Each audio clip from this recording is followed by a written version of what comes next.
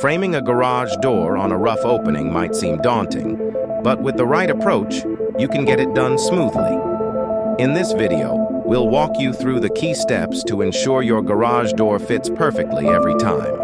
First, accurately measure your rough opening. The width should be the same as the garage door, and the height should match the door height plus a little extra to account for the floor's finish.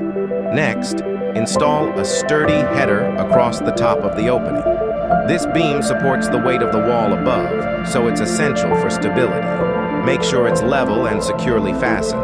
Now, frame the sides of the opening with vertical studs. These should be perfectly plumb to ensure the garage door tracks align properly. Secure them firmly to the header and floor. Don't forget the bottom plate. This piece runs across the base of the opening, providing a solid foundation for the door to rest on and align with.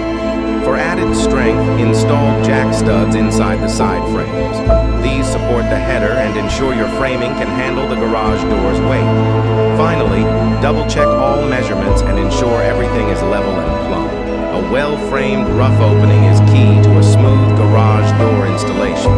And that's it. With these steps, you've successfully framed a rough opening for your garage door. Now you're ready for the installation. Thanks for watching, and don't forget to subscribe for more home improvement tips.